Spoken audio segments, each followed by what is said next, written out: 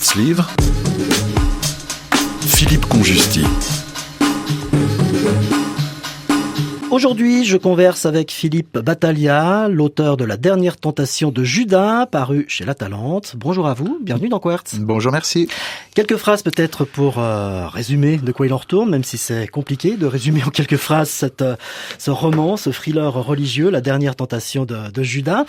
L'affaire commence à Rome. Aujourd'hui, un certain Monsieur J, on l'appellera comme ça pour l'instant, a trouvé refuge dans la communauté du peuple, donc des marginaux. Il a entendu parler d'un étrange disque, l'évangile de Satan, et se met en tête de le dérober pour le traduire. Sans doute recèle-t-il la solution à son problème, car il est condamné à errer sur terre comme les autres apôtres. C'est un apôtre. Il trimballe son spleen depuis 2 millénaires, ne rêve que d'une chose, retrouver au royaume du ciel celui qu'il aime tant. Pour cela, il doit trépasser, pas facile pour un immortel, à moins que cet évangile de Satan ne lui donne la clé pour contrecarrer les plans de ce tout-puissant qui est peut-être derrière tout ça. Voici poser les bases donc d'une histoire d'amour, d'une histoire de haine aussi, avec son cortège de batailles infernales et de martyrs sanguinolents, son défilé d'anges et de succubes, ses résurrections et ses miracles, ses royaumes de la terre, du ciel et de l'entre-deux.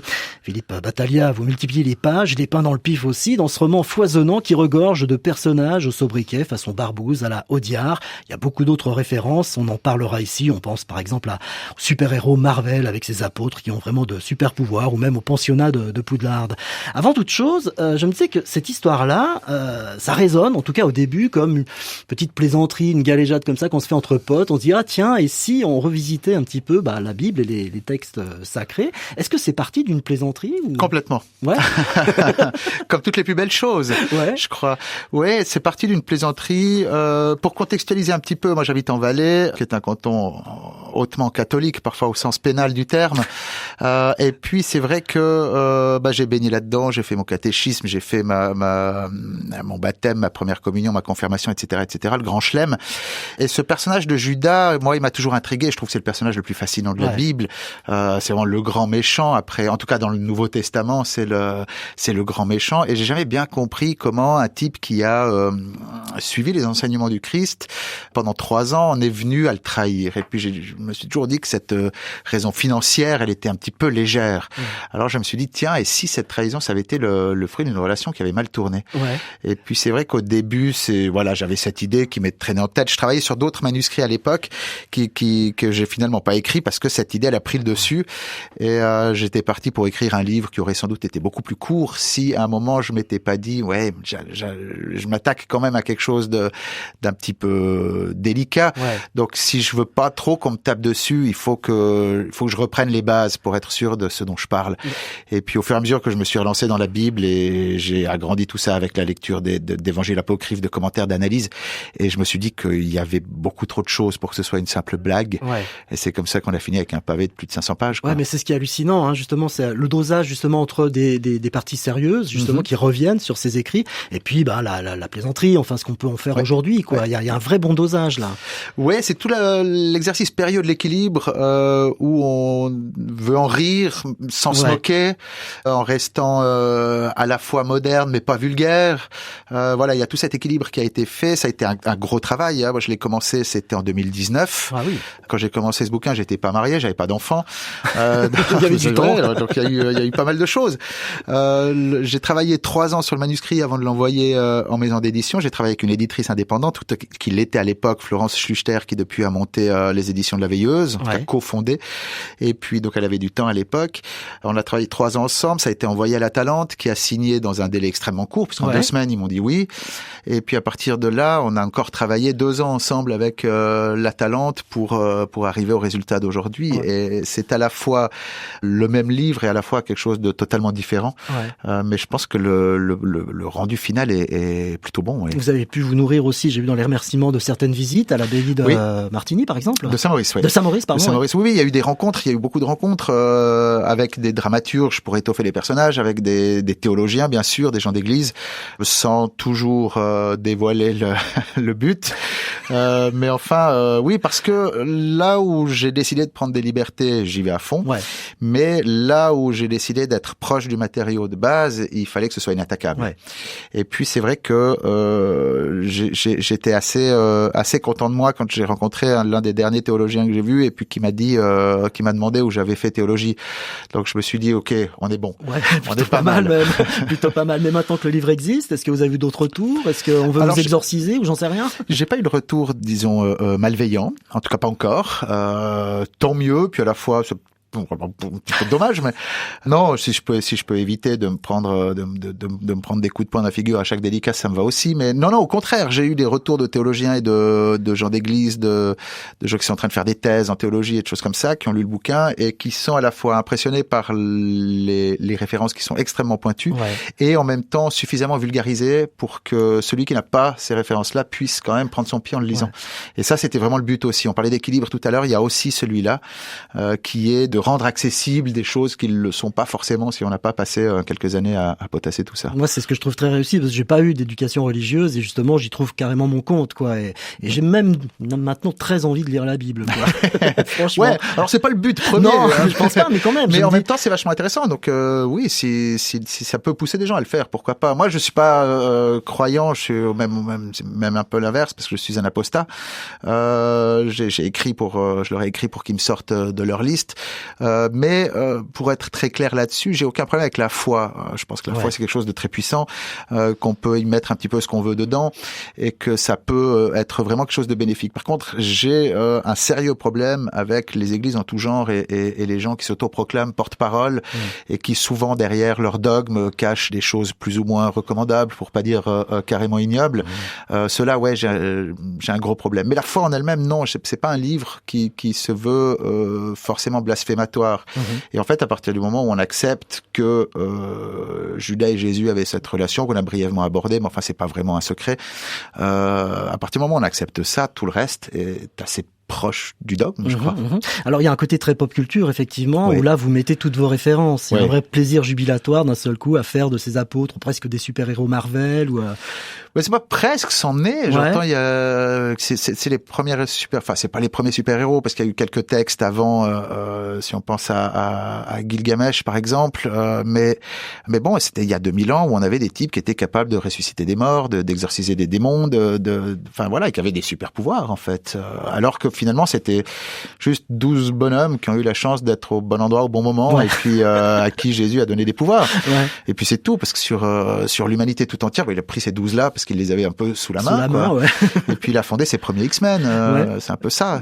Mais on les sent aussi profondément humains, quoi, avec des failles, des travers. Oui, c'est le but. C'est-à-dire que même si effectivement ils sont dotés de pouvoirs divins, ça reste des humains avec tout ce que ça a de merveilleusement imparfait. Parce que c'est ça qui fait, c'est les imperfections qui font l'humanité. Quand on veut s'approcher de la perfection, c'est qu'on veut s'approcher du divin. C'est à mon avis moins intéressant que les failles de l'humanité. Parmi les références, je pensais à Audiard, je l'ai dit au tout début, ils ont tous un petit sobriquet comme ça qui rappelle les barbouzes, quoi. En fait. Ouais, ça, j'aime bien, c'est ma petite touche. Mais c'est le côté un peu pop culture. Mais c'est vrai que j'ai amené ça là-dedans. C'est quelque chose qui revient souvent sur la table parce que pour moi, tous ces écrits sacrés, si on veut bien les appeler comme ça, on les a complètement digérés aujourd'hui. On les a complètement intégrés, même si on est, nous, ici en Occident, en 2025, dans des sociétés dites laïques, avec une séparation des pouvoirs religieux, étatiques, etc. On a quand même toutes nos lois, toute notre éthique, toute notre morale qui découle plus ou moins directement de ça. On a des expressions qui sont passées dans le langage courant, dont on oublie que ça vient de là. On a des images, on a des choses, et puis quand on n'a pas cette éducation-là, on ne sait pas que ça vient de là, mais on est profondément imprégné de ça. D'ailleurs, vous et moi avons le prénom d'un apôtre. Et puis il y a plein de gens qui des Marc, des Matthias, des Judas un peu moins, faut bien le dire. Mais enfin voilà, c'est des Marie, on les compte plus, et on est complètement imprégné de ça. Certains ne savent même pas que ça découle de ça. Alors, quand on s'attaque à l'écriture d'un tel pavé comme ça, on commence par quoi? Est-ce qu'on commence par un casting quelque part de personnages? Est-ce qu'on leur écrit une Bible en quelque sorte? Ou est-ce qu'on a l'arche dans sa tête? L'arc dramatique, comment ça se passe? Alors, je commence toujours par un squelette. Je commence toujours par un squelette qui à la fin finit avec une sacrée scoliose parce que je termine jamais où j'avais pensé. Mais l'idée, c'est ça. J'ai mon squelette et puis après, je me documente énormément pour rajouter de la chair dessus. rajouter les organes, rajouter un petit peu tout ce qui fera tout ce qui le rendra vivant en fait. Mais évidemment, je termine jamais où je vais. J'ai l'habitude de dire, c'est un petit peu un cliché, mais quand on commence à écrire, nos personnages nous obéissent parce qu'on décide où on les balance, parfois avec un petit peu de sadisme. Et puis dans la deuxième partie, on obéit à ces personnages parce qu'on doit les sortir des situations dans lesquelles on les a mis. Et puis là, c'est nous qui sommes à leur service.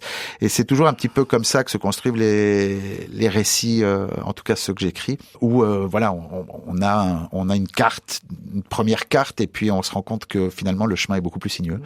Et puis parfois on se perd un petit peu, on revient.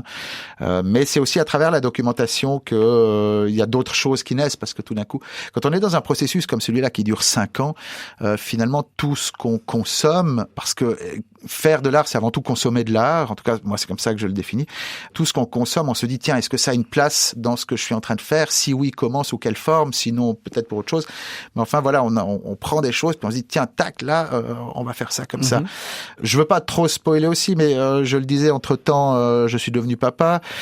Tout d'un coup, le sort de l'un ou l'autre des enfants du livre a changé, parce que je me suis dit, ça me faisait un peu mal au cœur de les mettre trop dans la panade.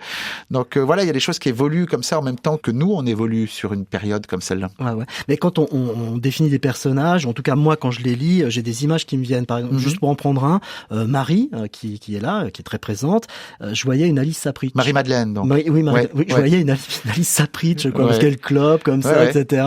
Et puis après je me dis, tiens, c'est une Alice Sapritch qui peut devenir une Uma Thurman dans Kill Bill, quoi, quelque part. Est-ce que vous avez ces figures-là quand vous écrivez ces personnages-là ou pas? C'est vrai que moi je suis pas... Comment dire ça? Je suis pas d'obédience littéraire. J'ai pas fait d'études littéraires. Je lis beaucoup, mais ma première culture, elle vient avant tout du cinéma, des séries. Je pense que ça se ressent dans la manière dont je découpe un récit ou dont je découpe une scène. Elle vient aussi du comics. Donc voilà, c'est vraiment un découpage, un rythme qui généralement n'est pas forcément celui utilisé en littérature. Donc c'est probablement pour ça qu'on qualifie un peu Enfin, disons que les références qu'on donne à mon livre sont plutôt cinématographiques que littéraires. Et je pense que ça découle de ça. Donc, forcément, c'est très visuel. Puisque quand j'imagine une scène, je l'ai d'abord en images plutôt qu'en mots, en fait. Mais c'est très imagé, à l'instar aussi des histoires que peut raconter Jésus, justement, où il utilise beaucoup d'images. C'est aussi un des thèmes principaux central du film, non, du livre. On y est. Voilà, on y est. C'est aussi le poids de l'histoire. Quelle influence elle peut avoir sur des gens qui vont écouter ces histoires. C'est le thème central, mais je m'en suis rendu compte à la fin. Donc c'est dans les relectures que j'ai remanié un petit peu ça pour que ça devienne un peu plus central. Mais je me suis rendu compte que c'est avant tout une histoire qui parle des histoires et de la manière dont ces histoires impactent les gens qui les lisent ou qui les entendent, et à travers eux impactent le monde finalement, et en bien ou en mal d'ailleurs, puisque c'est un peu ça le pouvoir des histoires. Et c'est donc on a la plus belle histoire, enfin disons la plus grande histoire en tout cas pour notre société actuelle en Occident, c'est ce mythe fondateur judéo-chrétien. Donc tout, je le disais, tout découle de ça. Donc c'est un peu ça que j'avais voulu empoigner aussi, quoi. Que tout n'est qu'histoire, et que ça dépend qui les raconte, qui les écoute et qu'est-ce qu'on en fait. Et toute cette histoire de point de vue aussi, finalement, quoi. C'est ça. D'ailleurs, le bien, le mal, on l'interroge en permanence là. Oui, parce que c'est ce qu'on devrait faire. J'entends nous dans notre vie. C'est jamais noir ou blanc. On n'est pas. Le monde est fait de nuances. Le bien, le mal, en fonction des époques, en fonction même des zones géographiques, lors d'une même époque, c'est pas la frontière, le curseur est pas au même endroit. C'est ça qui est intéressant aussi moralement. La première phrase que vous ayez écrite, ça a été laquelle, quoi, pour ce livre? La première phrase. Ça a commencé par où? Est-ce que c'est par la scène du début, ou est-ce que c'est c'est la première phrase. Alors il y a beaucoup de citations, je parle pas des citations, mais c'est la première phrase du prologue. Je commençais par là. Je suis assez linéaire quand j'écris. Ensuite, je reviens en fonction des changements de script, j'allais dire, mais en fonction des changements de l'histoire. Je reviens en arrière pour changer une tournure ou rajouter un élément qui fera référence à autre chose plus tard. Je peux faire des allers-retours, mais en général, j'écris de manière très linéaire. Ça débute à Rome. On est aussi au Vatican. Enfin, ça débute même au Vatican avec un cardinal, Tattaglia. Oui. Tattaglia. Tattaglia, ouais. Ouais. Ça, c'est de nouveau une petite référence au parrain de Coppola. Voilà, c'est un des parrains qui finit pas très bien d'ailleurs. Voilà. Puis il y avait un petit peu le clin d'œil avec mon propre nom, évidemment. Mais oui, ça vient là, voilà. Puis ça fait un petit peu le clin d'œil avec la mafia du Vatican, comme on pourrait l'imaginer. Voilà.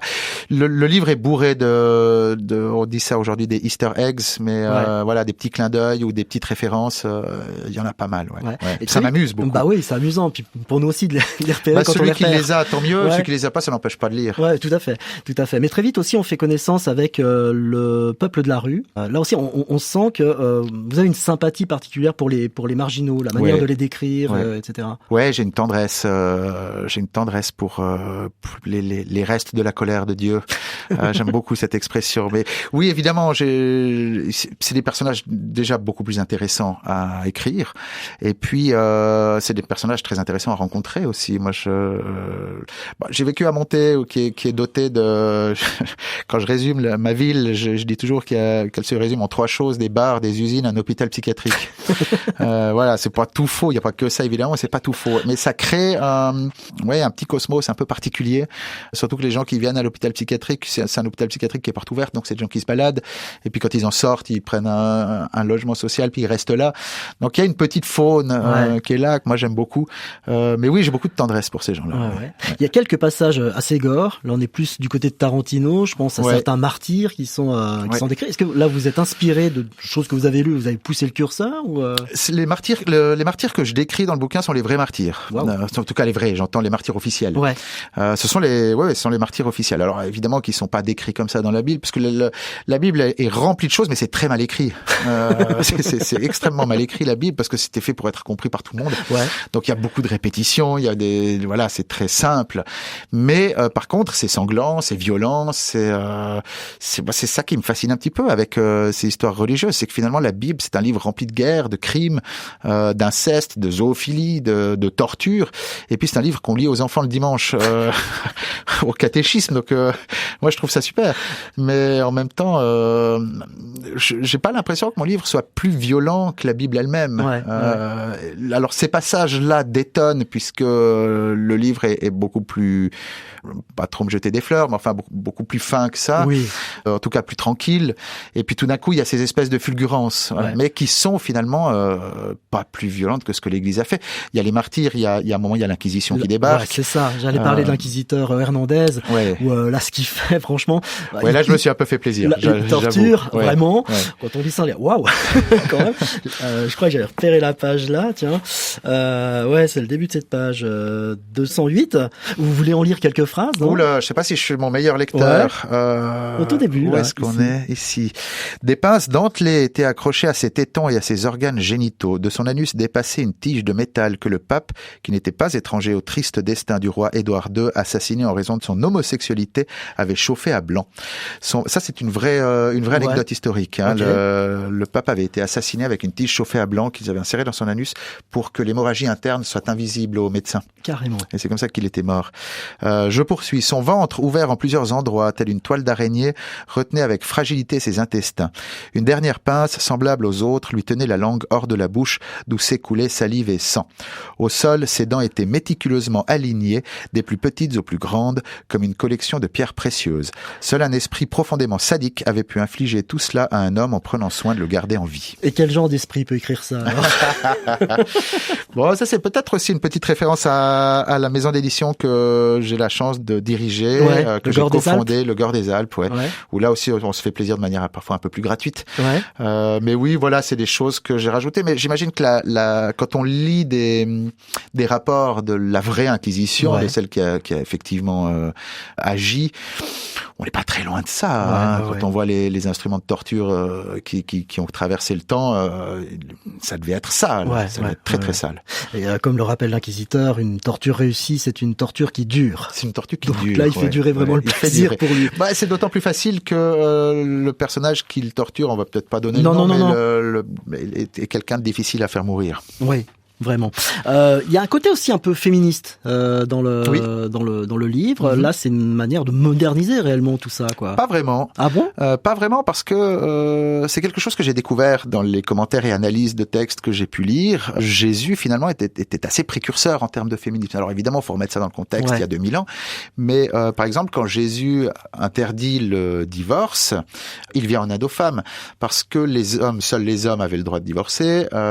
Les hommes choisissaient une épouse, généralement jeune, vierge, consommaient le mariage, et puis quand ils se lassaient, ils la renvoyaient pour en choisir une autre, généralement encore plus jeune et à nouveau vierge. Et puis cette femme qui avait été renvoyée n'était plus, je vais le dire comme ça, mais n'était plus bonne à marier. Ouais. Donc elle avait finalement assez peu de choix. Soit elle rentrait chez son père avec la honte d'être une bouche à nourrir, soit elle finissait à la rue. Et quand Jésus dit maintenant le divorce c'est terminé, ce que rétroactivement on considérerait comme conservateur, c'était finalement une énorme avancée, parce que ça voulait dire que l'homme devait garder sa femme et l'entretenir, puisqu'elle ne pouvait évidemment pas être propriétaire ou autre. Elle avait à peine plus de droits que le bétail à cette époque. Donc voilà, quand il interdit le divorce et qu'il dit à un homme, si tu épouses une femme, tu la gardes jusqu'à la fin, seule la mort vous séparera, c'est une avancée féministe extraordinaire. Pour l'époque. Pour l'époque, ouais, bien sûr. Et là, il confie aussi à Marie une mission particulière. Oui, ouais, il confie à Marie la mission de venir en aide à ses filles. C'est vrai que je le décris un petit peu, alors je veux pas qu'on confonde avec un proxénète, mais en tout cas un protecteur, voilà, qui offre un peu le gîte, le couvert à ces femmes-là qui ont fini à la rue. Bon, Marie, excusez-moi l'expression, mais c'est un peu la mère Macrel, quoi. C'est la mère Macrel, j'ai complètement oui, bien sûr. Oui, mais elle explique bien qu'elle ne garde pas un sou, que chaque sou qui va pas dans la poche des filles est un sou dépensé pour leur protection. Ouais. Quelle est, l'importance aujourd'hui de, justement, pour vous, la religion dans votre vie d'aujourd'hui? Est-ce que ça revêt encore une importance particulière? La religion elle-même pas. Après, je le disais de manière indirecte, on y est tous confrontés, puisque tout ça découle. Enfin, la constitution du canton du Valais commence par au nom de Dieu Tout-Puissant, donc on veut bien séparer l'Église et l'État, mais on voit bien que dans les faits c'est plus compliqué. Donc directement, je dirais qu'elle n'a pas d'influence, si ce n'est les abus ou les scandales qu'on voit. Moi, c'est malheureusement un peu ça que je retiens par rapport à l'Église elle-même. Mais à nouveau, je fais vraiment la séparation entre la foi et l'Église. Que les gens vivent leur foi, ça me pose aucun problème. Au contraire, si ça peut aider à ce que les choses aillent mieux. Maintenant, à mon sens, l'Église elle-même, c'est quelque chose... Enfin, je donnerais volontiers quelques coups de masse dans les bâtiments s'ils n'étaient pas aussi beaux. Et par rapport à Dieu, est-ce que le jugement que vous portez sur lui... Il a intérêt à avoir une bonne raison. Ouais. C'est ça.